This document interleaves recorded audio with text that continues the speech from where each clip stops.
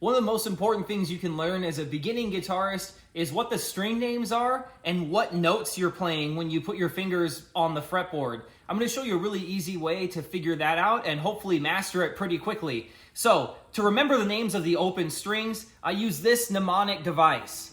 Eddie, 8, Dynamite, Goodbye, Eddie. I've shown this before in another video, but definitely a good thing to refresh your mind on. The strings are E, A, D, G, B, E, Eddie, 8, Dynamite, Goodbye, Eddie. Once you've got that pretty solidly memorized, now we just need to figure out a formula that will let us know what notes we are playing on the fretboard. This is crucial as you learn scales and as you kind of figure out how to play in key and do all that other more advanced stuff. So here's the way to do it. You have 7 notes. So we're not counting sharps and flats. We're just talking about your regular natural notes in music, and they are A, B, C, D, E, F, and G. When you look at the guitar frets, and when I say frets, I'm not talking about the metal bars, I'm talking about the spaces, frets. Each 2 frets is 1 full step, and each 1 fret is 1/2 of a step when you're talking about space relative to notes.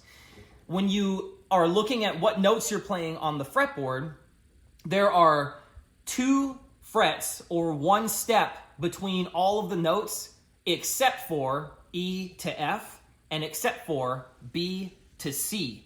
That's why there's no such thing as an E sharp or an F flat or a B sharp, unless you like the Simpsons, or a C flat, because there's only 1/2 step between those notes. Here's an exercise you can practice to help you master this. So if I play the open E, Eddie, so we're going to pretend that there's a fret behind the nut when I play the strings open. So you can think of this as like fret number 0, if that helps you make sense of it. We know there's only 1 fret from E to F. That means that this note is going to be an F. There are 2 frets from F to G. So if I move forward 2 frets or 1 step, now I'm playing a G. There are 2 frets to get to A. There are 2 frets to get to B. From B to C, there's only 1 fret, so that's my C. 2 more frets to D, and then 2 more to get to E. You can repeat this exercise on every string. A, 2 frets to B, so I'm on the 2nd fret. 1 fret to C, 2 frets to D, 2 frets to E, 1 to F, 2 to G, and then 2 to A. So this is a really helpful tool. I recommend that you repeat this on each and every one of the strings until you get really comfortable with it. As a bonus, this 12th fret, the one where there are 2 dots, all of the notes repeat again once you get to the 12th fret.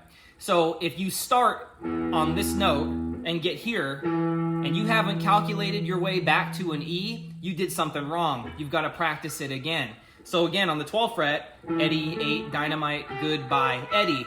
That means that all of these notes after the 12th fret are the same as the ones before the 12th fret. They're just an octave higher. So last thing I'm going to leave you with is this. A good way to practice is to just choose a note on the fretboard. This is the 4th string, so this is my D string on the 5th fret. You should know right away that's a G. If you don't, get back to the drawing board and keep on practicing. You also don't really have to have a guitar in your hand to practice this. You can kind of think about it through the day, maybe when you have some downtime at work. And anyway, make sure that you memorize those and get a really good grasp for where all of those notes are on your fretboard, and that's going to be a really critical building block to learning how to play. Practice, practice, practice. Have fun with it. Thanks for hitting like and subscribe, and have a happy new year.